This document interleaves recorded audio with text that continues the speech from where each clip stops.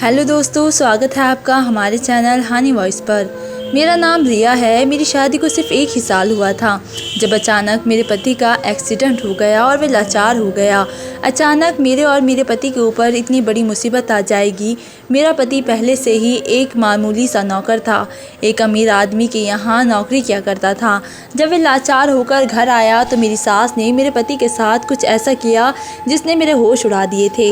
मैं हर बार अपने पति को उसकी माँ की सच्चाई दिखाने की कोशिश करती थी, मगर मेरा पति अपनी माँ की किसी बात पर यकीन ही नहीं करता था। लेकिन फिर कुछ ऐसा हुआ कि मेरे पति के सामने खुद ही उसकी माँ की सच्चाई आ गई और मेरे पति ने कुछ ऐसा किया जिससे मेरे ससुराल वालों के होश उड़ा दिए गए थे।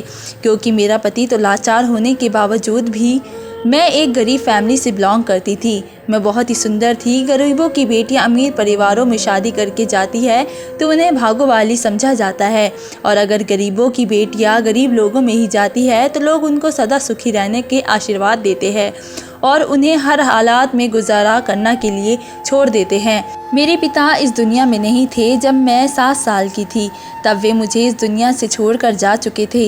मैं अपनी माँ की इकलौती बेटी थी। मेरी माँ एक गरीब औरत थी और कपड़ों की सिलाई किया करती थी। इस तरह से उन्होंने मुझे पाल पोस कर जवान किया था और अब वे मेरी शादी करना चाहती थी, मगर गरीब बेटियों के रिश्ते इतनी आसानी से कहाँ लगते हैं।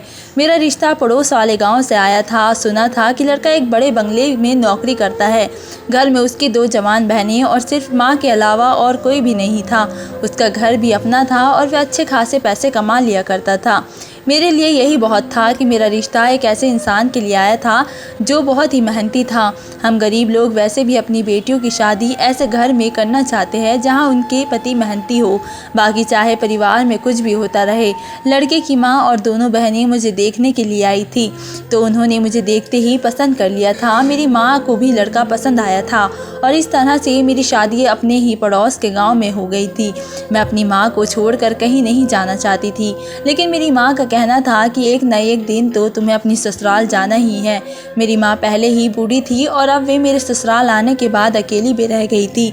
मुझे हर समय उनकी चिंता लगी रहती थी। शादी पर मेरी माँ ने मुझे थोड़ा सा दहेज दे दिया था, क्योंकि कपड़ों की सिलाई करने के बाद उन्होंने जो पैसे इकट्ठे किए थे उससे अपनी बेटी की शादी कर दी थी। मैं जब विदा होकर अपने ससुराल आई तो मैंने देखा कि मेरे ससुराल का घर बहुत ही छोटा था। वैसे तो मेरे मायके वाला घर भी बहुत ही छोटा था, लेकिन मेरे लिए इतना ही बहुत था कि मेरा पति एक मेहनती इंसान है। वह अपनी मेहनत के पैसों से इस घर को बाद भी बड़ा भी कर लेगा। और वैसे भी मेरी दोनों नंदों को तो शादी होने के बाद अपनी ससुराल चली जाना है। ये जो कुछ भी है सब कुछ मेरा और मेरे पति का ही तो है। जब शादी के शुरू दिनों में मैं अपने ससुराल में थी तो मेरी ज़िंदगी बहुत ही अच्छी गुजर रही थी, क्योंकि मेरी सास और नंदी मुझसे बहुत ही प्यार करती थी। मेरे पति ने बंगले के मालिक से पूरे 1 हफ्ते की छुट्टी ली हुई थी और शादी के बाद का ये पूरा 1 हफ्ता मेरे बहुत ही अच्छा गुजरा था। मेरा पति एक अच्छा इंसान था, मुझे बहुत ही प्यार करता था। शादी की रात उसने मुझे मुंह दिखाई में 5,000 रुपये दिए थे। मैंने उन 5,000 रुपयों को बहुत ही संभाल कर रख दिया था। मैं उनका खर्च नहीं करना चाहती थी, क्योंकि मुंह दिखाई का तोहफा हर लड़की के लिए उसकी ज़िंदगी का सबसे स्पेशल गिफ्ट होता है। मेरी ससुराल में शादी का 1 हफ्ता किस तरह से गुजर गया मुझे पता ही नहीं चला था। लेकिन जैसे ही 1 हफ्ता गुजरने के बाद मेरे पति नौकरी पर जाने लगे तो मेरी सास का बिहेवियर मेरे साथ बहुत ही अजीब सा हो गया था। मेरे पति के जाने के बाद अलग अलग सा था। उन्होंने अभी तक मुझे घर के किसी काम को करने के लिए नहीं कहा था, जबकि मैं शादी के दूसरे दिन ही खाना बनाने के लिए किचन में गई थी तो मेरी सास ने कह दिया था कि अभी तुम नई नवेली दुल्हन हो। हमारे यहाँ नई नवेली दुल्हन शादी के 1 महीने पहले से कोई काम काज नहीं करती। जब तुम्हारी शादी को 1 महीना हो जाएगा तब तुम घर के काम करना। आखिर तुम ही तो इस घर की बहू हो, तुम्हें ही इस घर की गृहस्थी को संभालना है। अपनी सास की बात सुनकर मैं खुश हुई थी। उस दिन मुझे अपनी सास बहुत ही अच्छी लगी थी। मैं अपने आप को खुशकिस्मत समझने लगी थी जिसे इतनी अच्छी सास मिली है। लेकिन जैसे ही मेरा पति अपनी नौकरी पर गया था और मैं अपने कमरे में आराम कर रही थी, मेरी सास मेरे कमरे में आई और कहने लगी, बहू बस बहुत दिन हो गए हैं तुम्हें अपनी सास के हाथ का खाना खाते खाते हुए, अब उठो और किचन में जाकर खाना बनाओ। अपनी सास की बात सुनकर मैं हैरान रह गई थी। मुझे उनसे ऐसी उम्मीद बिल्कुल भी नहीं थी। अभी तो मेरी शादी को सिर्फ 1 हफ्ता हुआ था, जबकि उन्होंने तो कहा था कि शादी के बाद 1 महीने तक मुझे घर के किसी भी काम को हाथ नहीं लगाना है। फिलहाल मैं किचन में खाना बनाने के लिए चली गई थी। खाना बनाकर जैसे ही मैं फ्री हुई तो मेरी सास ने कहा, ज़रा मेरी टांगें दबा दो। मैं अपनी सास की टांगें दबाने के लिए बैठ गई थी। मैंने नोटिस किया था कि मेरी नंदे, जो मेरे पति के घर में होते हुए पूरे 1 हफ्ते तक अपनी माँ के साथ घर के काम में लगी हुई थी, आज उन्होंने घर के किसी भी काम को हाथ नहीं लगाया था और बस वे एक दूसरे के साथ बैठी हुई गप्पे लड़ा रही थी। सारा दिन मेरी सास मुझे घर का कोई ना कोई काम बताती रही थी और सारा दिन मैं थक कर चूर हो गई थी। रात को जब मेरे पति के आने का समय हुआ तो मेरी सास और मेरी नंदे दोनों ही काम में लग गई थी। मैं समझ ही नहीं पाई थी कि ये लोग अचानक से काम कैसे करने लगी। मेरी सास ने मुझसे कहा, बहू बस आज तुम्हें बहुत ही घर का काम करते हुए सारा दिन हो गया है, अब तुम अपने कमरे में जाकर आराम करो, मैं और मेरी बेटियाँ सारा काम देख लेंगे। अब तो कोई काम बचा भी नहीं था। आखिर अब इन्हें क्या काम करना था, क्योंकि मैं खाना भी बना चुकी थी और जो सुबह मैंने कपड़े धोए थे वे सूख चुके थे। मैंने उनको इस्त्री करके अलमारी में भी सेट कर दिया था। फिर भी मेरी सास ने जब मुझसे इतने प्यार से कहा तो मैं अपने कमरे में चली गई थी। मेरी सास ने मुझसे जाते समय कहा था कि तुम्हारा पति आने वाला है, उसके लिए अच्छे से तैयार हो जाओ ताकि तुम्हारा पति तुम्हें देखकर खुश हो जाए। सास के कहने पर मैं अपने कमरे में आकर अच्छी तरह से तैयार हो गई थी। मैंने नई साड़ी पहन ली थी और अच्छा सा मेकअप भी कर लिया था, जिससे मैं बहुत ही सुंदर लग रही थी। मेरा पति जैसे ही घर आया तो मैंने अपने पति को पानी पिलाया। मेरा पति मुझे देखता ही रह गया था। उसके बाद मैं किचन में खाना गर्म करने के लिए जाने लगी तो मेरी सास ने मुझसे मना कर दिया, तुम घर के किसी काम को हाथ मत लगाओ, तुम्हारा पति अभी थक हार कर काम से वापस आया है, जाकर उसके पास बैठो। मैं अपने पति के पास आकर बैठ गई थी। मेरा पति कहने लगा, आज तुम बहुत ही सुंदर लग रही हो। मैं बहुत ही खुश हुई थी। ये कहकर मेरा पति नहाने के लिए चला गया था। उसके बाद हम सब लोगों ने एक साथ खाना खाया था। फिर रात के समय मैं अपने पति के साथ कमरे में सोने के लिए चली गई थी। मेरे पति ने कहा था, आज मेरे बिना तुम्हारा सारा दिन घर में कैसे गुजरा था। मैंने अपने पति से कह दिया कि मेरा सारा दिन बहुत ही अच्छा गुजरा था, लेकिन कई बार मुझे आपकी याद भी आई थी। अब मैं अपने पति को ये तो नहीं बता सकती थी कि सारा दिन मैंने घर के ढेरों सारे काम किए थे, यहाँ तक कि मैं बहुत ही थक गई थी। वरना मेरा पति सोचने लगता कि इस घर के काम में नहीं करूँगी तो फिर कौन करेगा। अगले दिन फिर मेरा पति काम पर चला गया तो मेरी सास का फिर से वही बिहेवियर था। उन्होंने मुझसे घर के सारे काम करवाए थे, खाना भी मैंने बनाया था, झाड़ू बर्तन भी मैंने किए थे और कपड़े भी मैंने ही धोए थे। इतना करने के बाद भी मेरी सास ने अपने कमरे में मुझे बुला लिया था। कभी भी मुझसे अपने पैर दबाती तो कभी अपना सर दबाने के लिए कहती थी। सारा दिन मुझे इसी तरह से गुजर गया था। और फिर जब मेरे पति के आने का समय हुआ तो मेरी नंद और मेरी सास अपने काम में लग जाती और मुझसे कहती कि तुम तैयार हो जाओ। कई दिनों से मेरी ज़िंदगी इसी तरह से गुजर रही थी। मैं इन लोगों की चालाकी को समझ गई थी कि लोग मेरे पति के सामने ये जाहिर करना चाहते हैं कि मैं कोई काम नहीं करती और सारा काम ये सब की सब करती है, जबकि उनके पीछे मुझसे घर का पूरा काम लिया जाता है। मेरे पति के पीछे तो मेरी सास और नंदे घर की मालकिन होती थी और मैं घर की नौकरानी होती थी और मेरे पति के सामने ये ऐसे रिएक्ट करती थी जैसे इन लोगों ने मुझे घर की मालकिन बनाकर रखा हुआ है। मैं उनकी बहू नहीं बल्कि बेटी हूँ। मेरा पति भी हर काम का क्रेडिट मेरी सास और नंदों को ही दिया करता था। उसने कभी किसी बात पर मेरी तारीफ़ नहीं की थी। वे किसी बात पर मुझसे कहता था कि तुम बहुत ही भाग्यशाली हो जिसे इतनी अच्छी ससुराल मिली है। मेरी माँ और बहनें तुमसे बहुत ही प्यार करती है। तुम अपने आप को खुश नसीब समझो जिसे इतनी अच्छी ससुराल मिली है, वरना तुम जानती हो ना कि जब लड़की ससुराल चली जाती है तो ससुराल वाले उसे कितना तंग करते हैं। मेरा पति हमेशा मुझे ये बात याद दिलाता रहता था कि तुम्हें मेरी माँ को अपनी सगी माँ की तरह समझना है और मेरी बहनों को अपनी बहन बनाकर रखना है। इसी तरह से घर अच्छा चलेगा। कभी भी मेरी माँ या बहनों को ऊंची आवाज़ में बात भी नहीं करना, वरना मैं तुमसे नाराज़ हो जाऊँगा। अगर उनसे कोई गलती हो भी जाती है तो उनसे इग्नोर करने की कोशिश करना। मेरे पति ने मेरा आगे इतनी ढेर सारी शर्तें ला कर रख दी थी कि मैं उसकी शर्तों के आगे कंफ्यूज हो गई थी।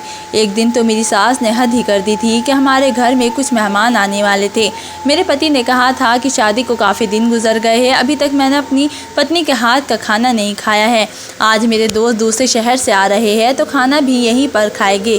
और उनका कहना है वो अपनी भाभी के हाथ का बना हुआ खाना खाना चाहते हैं। इसलिए मैं चाहता हूँ कि रिया मेरे दोस्तों के लिए खाना तुम ही बनाओ। मेरी सास मेरे पति से कहने लगी, नहीं नहीं बेटा, मैं बहू को इतनी गर्मी में रसोई घर में काम नहीं करने दूंगी। इतनी गर्मी में काम करने से उसकी तबीयत भी ख़राब हो सकती है। हालांकि इतने दिनों से घर का सारा काम कर रही थी और तब तो मेरी सास को मेरा ख्याल नहीं आया था। अब मेरे पति के सामने अच्छी बनने के लिए वह ऐसी बातें कर रही थी।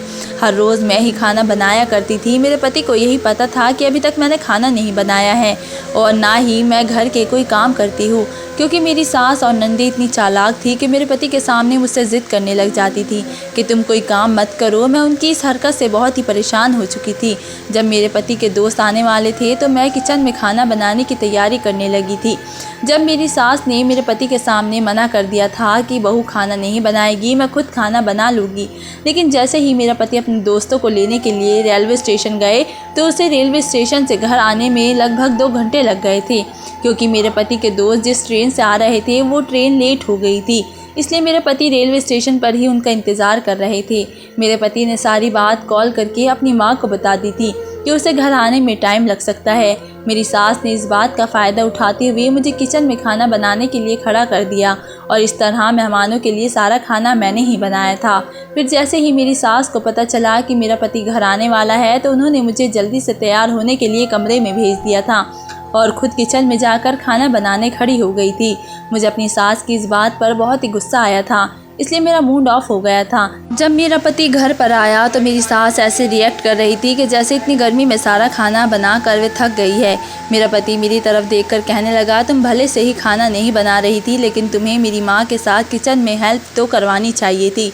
तुम जानती हो ना कि वह बूढ़ी हो गई है, उनसे इतना काम नहीं होता, फिर भी वो घर के सारे काम करती है। और वैसे भी मेरे दोस्तों की ज़िद थी कि वे तुम्हारे हाथ का खाना खाए, लेकिन तुमने तो शायद आज किचन में अपना कदम भी नहीं रखा होगा। अपने पति की बात पर मैंने अपने पति से कहा कि आपकी माँ एक्टिंग कर रही है, सारा खाना मैंने ही बनाया है। मेरे पति कहने लगे, अगर तुमसे खाना नहीं बनता तो कोई बात नहीं, लेकिन झूठ बोलने की कोई ज़रूरत नहीं है, मुझे सब दिखाई दे रहा है कि खाना किसने बनाया है। ये बात कहकर मेरे पति खामोश हो गए थे। मैं कुछ बोलने ही वाली थी कि उन्होंने मुझसे भी खामोश कर दिया था, और क्योंकि घर में उनके दोस्त आए हुए थे और वे किसी तरह बहस नहीं करना चाहते थे। मेरा दिल तो टूट कर रह गया था। मैंने अपने पति के दोस्तों से भी ढंग से बात नहीं की थी। जब मेरे पति के दोस्त चले गए तो मेरा पति अपना मूड ख़राब करने के बाद खामोशी से बिस्तर पर जाकर सो गया था। मैं ये सब कुछ खामोशी से बर्दाश्त कर रही थी। मैं किसी से कुछ नहीं कह सकती थी, क्योंकि मैं समझ गई थी कि मेरी सास और नंदिया बहुत ही चालाक है और मेरे पति के सामने सीधी बनने की कोशिश करती है। मेरी ज़िंदगी इसी तरह से गुजर रही थी जब एक दिन मेरी ज़िंदगी में एक ऐसा परेशानी का पहाड़ टूट पड़ा जिस फर्ज ने मेरी ज़िंदगी को हिलाकर रख दिया था। मेरे पति जहां पर नौकरी करता था वहां से मुझे कॉल आई थी कि मैं अस्पताल आ जाओ, मेरे पति का एक्सीडेंट हो गया है। मैंने ये बात अपनी सास को बताई तो मेरी सास मेरे साथ हॉस्पिटल चली आई थी। मैं जैसे ही उस अस्पताल गई तो अपने पति की कंडीशन को देखकर फूट फूट कर रोने लग गई थी। मेरा पति मालकिन का कुछ सामान लेने के लिए बाजार जा रहा था जब एक तेज़ रफ्तार कार वाले ने मेरे पति को कुचल दिया, जिसकी वजह से मेरे पति दोनों टांगों से लाचार हो चुके थे। मैं अस्पताल पहुंची थी तो मेरे पति का ऑपरेशन चल रहा था। मेरे पति के इलाज का सारा खर्चा मालिक ही उठा रहे थे, जिनके बंगले में मेरा पति नौकर का काम किया करता था। जब मेरे पति ऑपरेशन रूम से बाहर आए तो उसे देखकर मैं बुरी तरह से रोई थी। मेरी सास भी रो रही थी, जबकि मालिक हमें तसल्ली दे रहे थे। कह रहे थे कि सबसे अच्छी बात यह है कि इनकी जान बच गई है। भले ही वह 2 टांगों से लाचार हो चुका है, लेकिन वह जिंदा है। अगर आसपास के लोग उसे समय पर अस्पताल नहीं पहुंचाते तो उसकी जान को भी खतरा हो सकता था। लेकिन हमारे लिए ये बात भी किसी बड़े दुख से कम नहीं थी कि मेरा पति दोनों टांगों से लाचार हो चुका था। अब वे चल फिर भी नहीं सकता था। कई दिन मेरा पति इसी तरह से अस्पताल में पड़ रहा था। मेरे पति को भी जब ये बात पता चली थी कि वे अब चल नहीं सकता तो वे भी बहुत ही रोया था, क्योंकि मेरा पति अब कोई काम धंधा करने के लायक भी नहीं था। और 15 दिन बाद जब मेरा पति घर आया तो हमें उसे सहारा देते हुए कमरे तक ले गए थे और फिर वे बिस्तर पर जाकर लेट गया था। मेरा पति अब बिस्तर पर ही लेटा रहता था, या फिर अगर उसे उठकर कोई काम करना होता था तो मालिक ने उसे कमरे में पति के लिए व्हील चेयर ला दी थी। जिस पर मेरा पति बैठकर बाहर तक आ जाता था। 3 महीने इसी तरह से गुजर गए थे। मेरे पति का मालिक उसे अब तक काफ़ी पैसे दे चुके थे और उसका इलाज भी करवा रहे थे। मेरे पति का इलाज अब बंद हो चुका था। एक दिन मालिक हमारे घर आए और हाथ जोड़कर मेरे पति से कहने लगे, देखो नुकुल, मैं तुम्हारी परेशानी को अच्छी तरह से समझ सकता हूँ, मगर मैं तुम्हें क्या बताऊँ, इन दिनों मेरा बिज़नेस बहुत ही लॉस में जा रहा है और मैं बहुत ही परेशान चल रहा हूँ। जब से तुम्हारा एक्सीडेंट हुआ है मैंने तुम पर काफ़ी पैसा खर्च किया है, तुम्हारा इलाज करवाया है और हर हफ्ते मैं तुम्हारे परिवार को एक भारी रकम देता आया हूँ। मुझसे जितना हो सका मैंने तुम्हारे परिवार के लिए सब कुछ किया। तुम हमारे यहाँ काफ़ी समय से काम करते आए हो और तुम हमारे घर के पुराने नौकर भी हो, इसलिए मैंने तुम्हारा इलाज से भी सब कुछ कमी नहीं छोड़ी। जितना पैसा खर्च हुआ मैंने किया, मगर मैं तुम्हारे लिए अब कुछ नहीं कर सकता, इसलिए मुझे माफ़ करना। मैं अब आगे से तुम्हें पैसे नहीं दे सकता, क्योंकि अब मैं जानता हूँ कि तुम मेरे घर आकर कोई काम नहीं करोगे, मगर फिर भी मैं आखिरी बार तुम्हें ये 20,000 रुपये दे रहा हूँ। आगे इसके अलावा तुम मुझसे कोई उम्मीद मत रखना। मालिक की बातें सुनकर मेरे पति की आंखों में आंसू आ गए थे। उन्होंने कहा था कि मालिक, आप जानते हो कि मैं लाचार हो गया हूँ, आप मेरी परेशानी को समझो। आप तो एक अमीर आदमी हो, अगर आप हर महीने मुझे मेरी महीने की तनख्वाह के आधे पैसे भी दे दोगे तो मेरा घर आराम से चल जाएगा, और अगर आपने भी हाथ रोक लिए तो मुझे कौन समझेगा। इस तरह तो मेरा परिवार भूखा रहेगा। मेरी हालत तो ऐसी हो गई है, मैं कोई काम भी नहीं कर सकता। आपके अलावा मेरा कोई सहारा नहीं है। मालिक मेरे पति के हाथ पर 20,000 रखते हुए कहने लगे, मेरे घर में तो न जाने कितने नौकर है, ड्राइवर है, लॉन्ड्री वाले हैं और शेफ़ है, और आज के ज़माने में तो हर कोई परेशान है। ऐसी कंडीशन में अगर मैं हर किसी की परेशानी को समझता रहूँगा तो फिर अपना घर कैसे चलाऊँगा।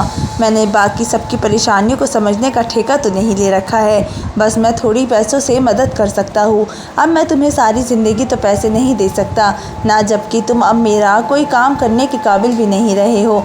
ये कहकर मालिक हमारे घर हाथ जोड़ते हुए उठ गए थे और चले गए थे।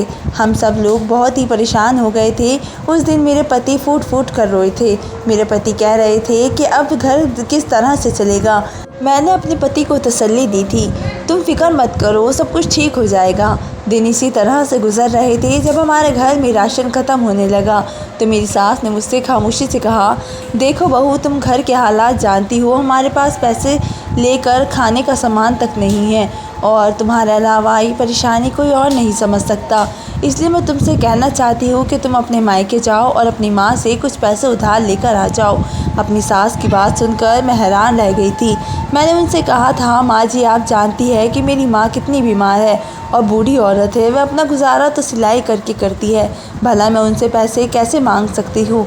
मेरी सास कहने लगी, अगर तुमने ऐसा नहीं किया तो फिर हम लोग भूखे मर जाएंगे, और तुम जानती हो कि तुम्हारा पति इस समय बीमार है, उसको भी तो खाने की ज़रूरत है। मेरी सास ने मुझे इस तरह से बातों में ले लिया था कि मैं अपनी सास की बातों में आ गई थी और अपनी बूढ़ी माँ से पैसे मांगने के लिए चली गई थी। मैंने जब अपनी माँ को अपनी परेशानी के बारे में बताया तो वे भी बहुत ही दुखी हुई थी, इसलिए उन्होंने मुझे अपनी मेहनत से कमाए हुए 8,000 रुपये दे दिए थे और उन पैसों को लेकर मैं घर आ गई थी। जैसे ही मैं घर पहुंची तो मेरी सास ने मेरे हाथ से पैसे छीन लिए थे और कहने लगी, ये पैसे मुझे दे दो, घर का सारा खर्चा तो वैसे भी मुझे ही चलाना है। मेरी सास ने वे सारे पैसे अपने पास रख लिए थे। अभी भी घर का सारा काम मैं ही किया करती थी और जितनी देर मैं घर में काम करती थी उतनी देर मेरा पति सोया रहता था। कुछ दिन इसी तरह से गुजरे और वे अपने पैसे भी ख़त्म हो चुके थे। जब मेरी सास ने फिर से मेरी माँ से मुझे पैसे लाने के लिए कहा तो मैं अपनी सास को साफ इनकार कर दिया था कि मैं अपने मायके नहीं जाऊँगी। मेरी सास मेरे सामने रोने धोने का नाटक करने लगी और कहने लगी, मुझे तो सबसे ज़्यादा अपने बेटे की फ़िक्र लगी रहती है, अगर उसे टाइम पर खाना नहीं दिया गया तो वे और ज़्यादा बीमार हो जाएगा। पहले ही वे बेचारा एक्सीडेंट की वजह से अपनी टांगों से लाचार हो चुका है और तुम चाहती हो कि अब मेरा बेटा भूख से भी मरे। अपने पति की फ़िक्र तो मुझे बहुत ही थी। फिर मुझे वे पैसे याद आए जो मेरे पति ने शादी की पहली रात मुझे मुंह दिखाई में दिए थे। मैंने वे पैसे अपनी सास को लियाकर दे दिए थे, मगर हैरानी मुझे तब हुई थी जब मेरी सास ने मेरे पति के सामने बताया कि घर में जो खाना बन रहा है वो मेरे पति की ही पिछली कमाई के पैसों में से कुछ पैसे मेरी सास ने जोड़ लिए थे और उसने ही बना रहे थे और मेरे पति ने उनकी बातों पर यकीन भी कर लिया था। इसी तरह से मेरे पति के दिल में अपनी माँ के लिए इज्जत और भी बढ़ गई थी। उसे लग रहा था कि उसकी माँ ने पैसे जोड़ कर रखे थे जो आज परेशानी के समय काम आ रहे थे। मैंने अपने पति को बताने की कोशिश की थी कि आपकी माँ झूठ बोल रही है। वे ये 5,000 है जो आपने मुझे शादी की रात मुँह दिखाई पर दिए थे, और इससे पहले एक बार तो आपकी माँ ने मुझे मेरे मायके भी पैसे लेने के लिए भेज चुकी है। मेरे पति को इस बात का बिल्कुल भी यकीन नहीं आया था, क्योंकि मेरा पति अपनी माँ और बहनों पर अंधा विश्वास करता था। फिर कुछ दिन इसी तरह से गुजर गए जब मेरी सास ने सारी हदें पार कर दी थी। उन्होंने मुझसे कहा, बहू, हमारे घर में कुछ भी खाने पीने के लिए नहीं बचा है और ना ही हमारे पास पैसे हैं, लेकिन मेरे पास एक आइडिया है जिससे हमारे पास पैसे आ सकते हैं। मैंने अपनी सास से कहा, मैं आपकी चालाकी अच्छी तरह से जानती हूँ। आप मुझे फिर से पैसे लेने के लिए मेरे मायके भेजने वाली हो। मेरी सास कहने लगी, नहीं नहीं, मैं ऐसा कुछ नहीं करवाऊंगी, लेकिन मैं तुमसे एक बात कहना चाहती हूँ। तुम जानती हो कि मेरी दो जवान बेटियाँ हैं। मुझे अपनी बेटियों की शादी की बहुत फिक्र हो रही है। मुझे उनकी जल्द से जल्द शादी करनी है, क्योंकि मैं नहीं चाहती जिस तरह से इस घर में हम परेशानी के हालात से गुजर रहे हैं, मेरी बेटियाँ भी उन्हीं हालातों से गुजरे। मेरी सास ने मेरे आगे हाथ जोड़ लिए और कहने लगी, तुम्हें मेरी बेटियों का वास्ता है, तुम अपने पति से कहो कोई काम क्या करे। मैंने अपनी सास से कहा, माँ जी, आप अपने बेटे की कंडीशन के बारे में अच्छी तरह से जानती है, भला वे इस हालत में कैसे काम कर सकते हैं। मेरी सास ने कहा, मेरी नज़र में एक काम है जिससे उसकी कोई मेहनत भी नहीं करनी पड़ेगी और उसके पास ढेर सारा पैसा भी आ जाएगा। मैंने कहा, अच्छा, आखिर ऐसा कौन सा काम है, ज़रा मुझे भी तो बताइए। तो मेरी सास ने कुछ ऐसा कहा जिसे सुनकर मेरे होश उड़ गए थे और मुझे यकीन ही नहीं आ रहा था कि कोई माँ अपने बेटे के बारे में ऐसा भी कह सकती है। मेरी सास ने कहा था, मैं चाहती हूँ कि नकुल सड़क किनारे बैठकर भीख मांगा करे। वैसे भी वे दोनों टांगों से लाचार हो चुका है और एक्सीडेंट के बाद से बहुत से ज़्यादा कमज़ोर भी हो जाते हैं और उसकी शक्ल और उसकी हालत भी बिल्कुल भिखारियों जैसी हो गई है। उसे देखकर किसी को लगेगा ही नहीं कि वो भिखारी नहीं है, और इस काम के लिए अपने पति को तुम तैयार करोगी। अगर तुमने ऐसा नहीं किया तो मैं धक्के मार कर तुम्हें अपने घर से निकाल दूँगी। मैंने अपनी सास से कहा, आपने बड़ी ही घटिया बात की है। आपको शर्म नहीं आती अपने बेटे के बारे में ऐसी बातें कहते हुए। मेरी सास कहने लगी, मुझे शर्म नहीं आती क्योंकि मैं तो जवान बेटियों की माँ हूँ और मजबूर हो गई हूँ। तुम ही बताओ, आखिर पैसे मैं कहाँ से लाऊंगी? क्या इतनी उम्र हो जाने के बाद भी मैं लोगों के घरों में काम करने जाती हुई अच्छी लगूंगी?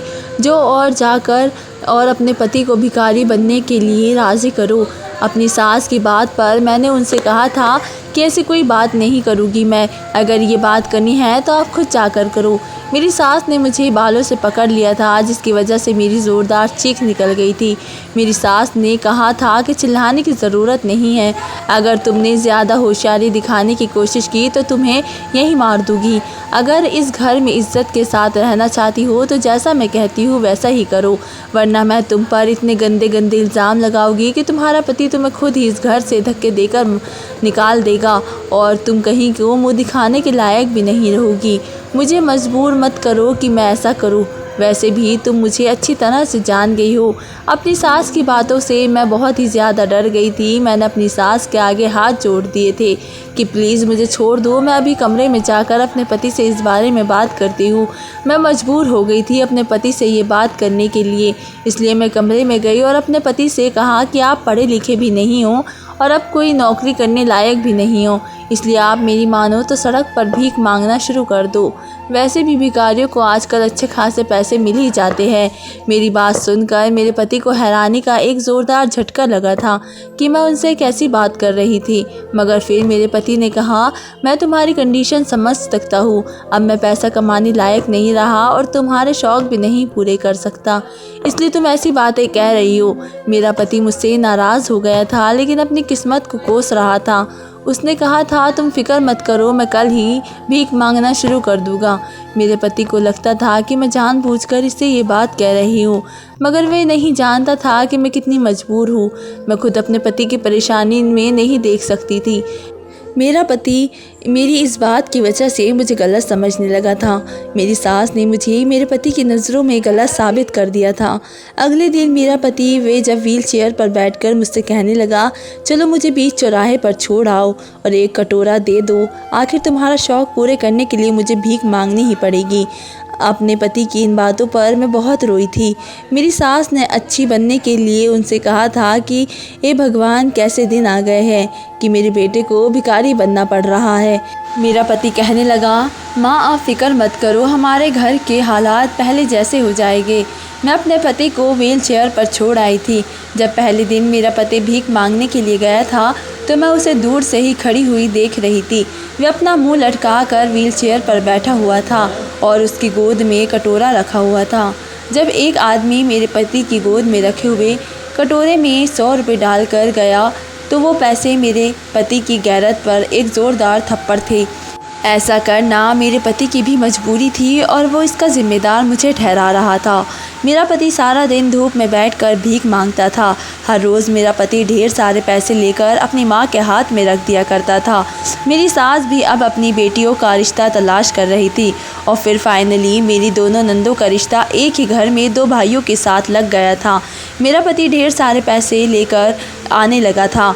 हमारे घर के हालात पहले जैसे हो गए थे। मैं अपने पति की नज़रों में बुरी बन गई थी। फिर भी सारे पैसे मेरी सास के पास ही आते थे और वह उन पैसों से खूब मौज कर रही थी।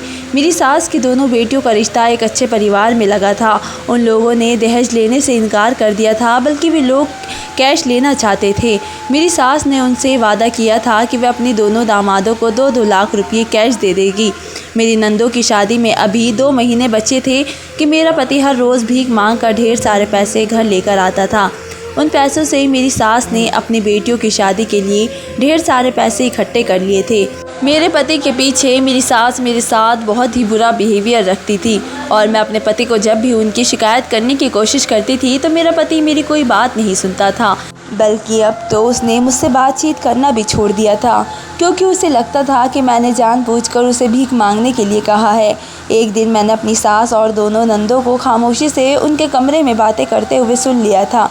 वे आपस में बातें कर रही थी और मैं बाहर सफाई में लगी हुई थी जब मुझे उनके बोलने की आवाज़ आ गई और उनकी ऐसी बातों पर मैं खटक गई थी। मेरी सास मेरी नंदों से कह रही थी कि तुम्हारे सौतेले भाई की वजह से आज तुम्हारी शादियों के लिए मेरे पास ढेर सारा पैसा इकट्ठा हो गया है। इतने पैसे में तो वे जब मालिक के पास नौकरी किया करता था तब भी नहीं लेकर आता था, जितने आप भीख मांग कर लेकर आता है।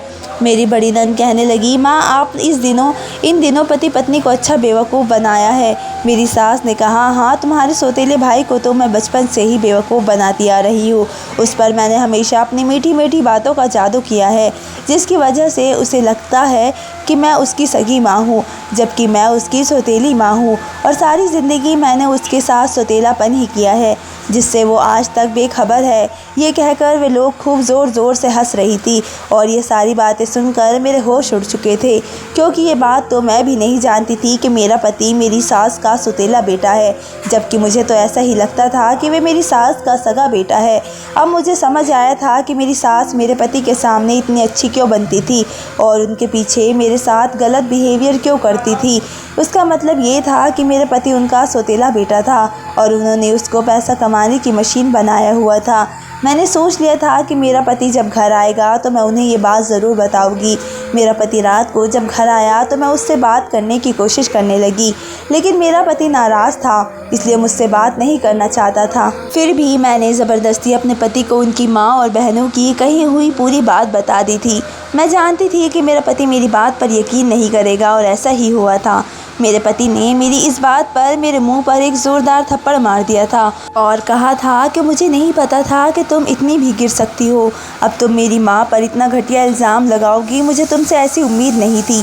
मैं तो चाहता हूँ कि तुम्हें अभी और इसी वक्त घर से निकाल दूँ, लेकिन बस इसलिए तुम्हें घर से नहीं निकाल सकता क्योंकि तुम मेरी पत्नी हो, और अगर ऐसी हालत में मैंने तुम्हें घर से निकाल दिया तो लोग क्या कहेंगे। अपने पति की बात सुनकर मैं बहुत रोई थी। मैंने अपने पति से कहा, तुम मुझे अपने घर से मत निकालो, मैं खुद तुम्हारे घर से जा रही हूँ, क्योंकि मैं अब यहाँ पर नहीं रह सकती। तुम नहीं जानते कि जब से मेरी शादी हुई है तुम्हारी माँ और बहनें मेरे साथ कितना गलत सलूक करती है। मुझे घर का सारा काम करना पड़ता है और तुम्हारे सामने वे लोग ऐसे जाहिर करती है जैसे खुद सारा काम करती हो, और मुझे तुमसे भीख मंगवाने पर भी तुम्हारी माँ ने ही मजबूर किया था। मुझे शौक़ नहीं है कि मैं अपने पति से कहूँ वह सड़कों पर जाकर भीख मांगे। मेरे पति को मेरी इस बात पर गुस्सा आया था और उसने कहा था कि अगर तुम मेरे घर से जाना चाहती हो तो जा सकती हो। मैं ऐसी औरत को अपने घर में बर्दाश्त नहीं करूँगा जो मेरी माँ के ऊपर घटिया इल्ज़ाम लगाए और कहे कि वे मेरी सौतेली माँ है। मेरा पति कहने लगा, मेरी माँ जैसी माँ है तो कहीं हो ही नहीं सकती। मैं अपनी माँ और बहनों के लिए तुम्हें छोड़ सकता हूँ, पर उन्हें कभी भी नहीं, और ना ही उसके बारे में कभी गलत बातें बर्दाश्त कर सकता हूँ। मैं अपना सारा सामान बांध कर बिना किसी की बात सुने अपनी माँ के घर आ गई थी। मुझे अपनी माँ के पास रहते हुए 1 हफ़्ता गुजर गया था। मुझे अपने पति की बहुत याद आती थी। मेरा ये नंदों की शादी में 15 दिन रह गए थे। मेरा होना या ना होना किसी के लिए कोई मायने नहीं रखता था। मैं भगवान से सिर्फ यही प्रार्थना करती थी कि सब कुछ ठीक हो जाए और मेरी सास और नंदों का असल रूप मेरे पति के सामने आ जाए। और फिर ऐसा ही हुआ था। जब एक दिन व्हीलचेयर पर बैठा हुआ मेरा पति मेरे मायके आ गया और कहने लगा, मुझे माफ़ कर दो रिया, मैं अपनी माँ और बहनों की सारी सच्चाई जान चुका हूँ। अपने पति की बात सुनकर मैं बहुत ज़्यादा हैरान हुई थी। मुझे विश्वास नहीं हो रहा था कि मेरा पति सच कह रहा है और वह मुझसे मनाने भी आया है।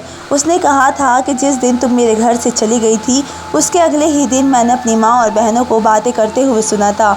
मेरी माँ और बहनें तुम्हारे जाने के बाद खुशियाँ मना रही थी।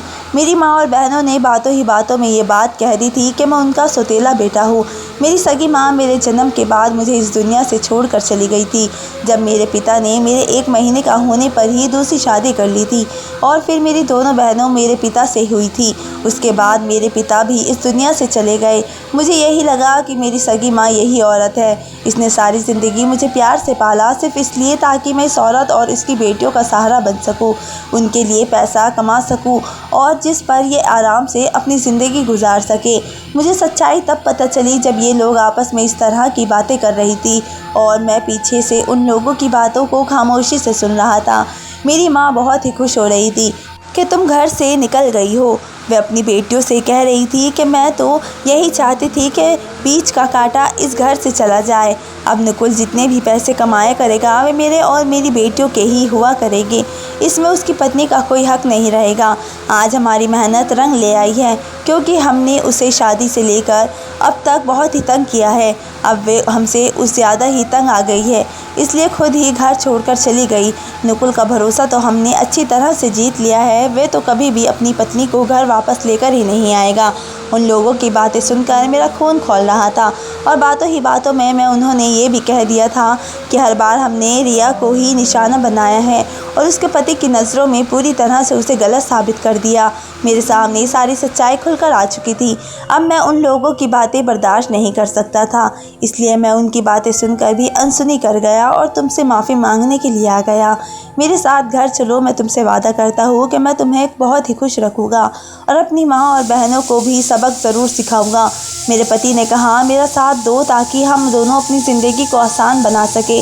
मैं अपने पति की साथ ससुराल वापस आ गई और मेरे पति ने मुझसे कहा था कि तुम जैसे पहले रहती थी वैसे ही रहना।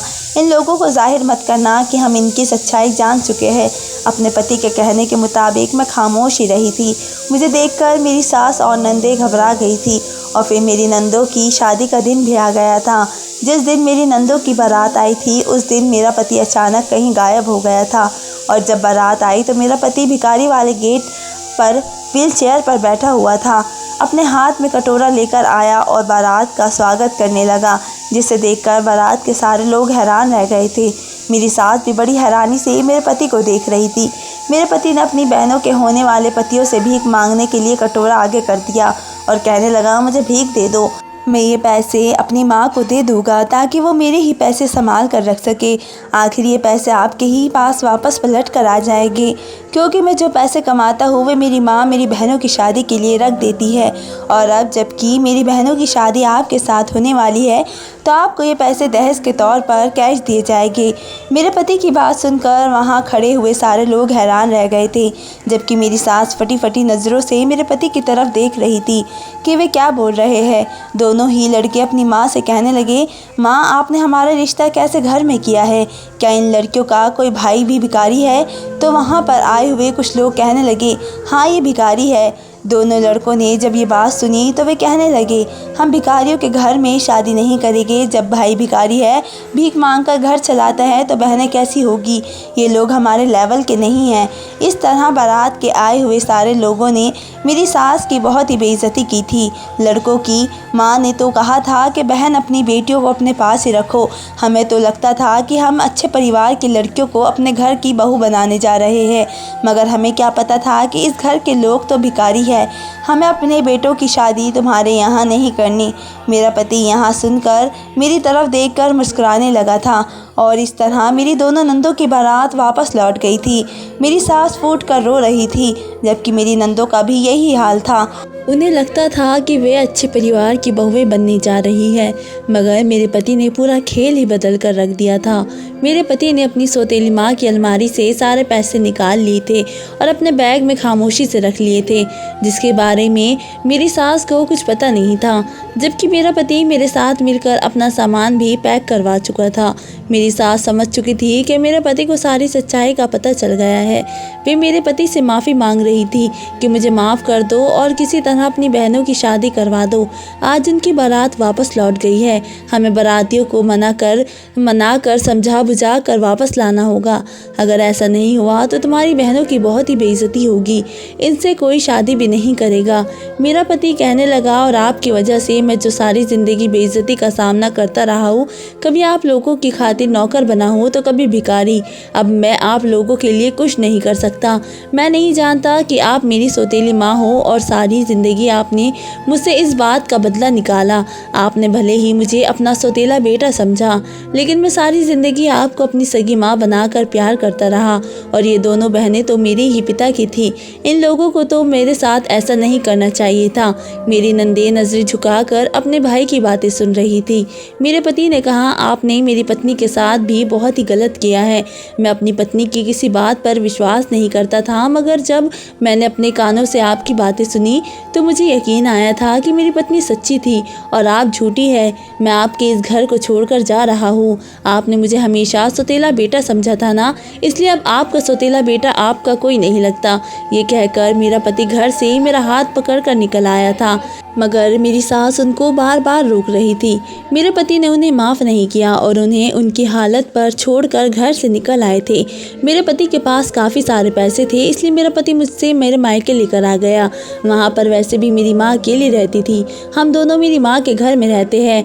मेरा पति भी अब भीख नहीं मांगता, जबकि मेरे पति ने मेरी माँ के ही एक मंजिल घर को अपने भीख के पैसों से, जिनको वो अपनी सौतेली माँ की अलमारी से निकाल कर लाया था, उसने 3 मंजिला का घर बनवा लिया। इसी तरह एक एक मंजिला पर एक कमरा आसानी से आ गया और हमने उन दोनों कमरों को किराए पर दे दिया था। मेरी माँ के घर में हम लोग चैन सुकून की ज़िंदगी गुजार रहे थे। दोनों कमरों में किराएदार रहते थे और हर महीने हमारे पास इतने पैसे आ जाते हैं कि हम दोनों पति पत्नी का गुजारा आराम से हो जाता है। मेरी माँ तो आज भी सिलाई करके अपना गुजारा करती है, मगर जब हम लोग एक साथ रहते हैं तो खाना पीना भी एक साथ ही करते हैं। मेरे पति ने दोबारा अपनी सौतेली माँ और बहनों की तरफ पलटकर भी नहीं देखा। हम लोग उन्हें भूलकर अपनी आने वाली ज़िंदगी की शुरुआत कर रहे हैं, क्योंकि मैं अब माँ बनने वाली हूँ। दोस्तों, उम्मीद करती हूँ आपको हमारी कहानी पसंद आई होगी। कहानी पसंद आई है तो वीडियो को लाइक करें, चैनल पर नए हो तो चैनल को सब्सक्राइब करें और हाँ, नोटिफिकेशन बेल को ज़रूर दबाएं ताकि अगली अपडेट सबसे पहले आपको मिले। धन्यवाद दोस्तों।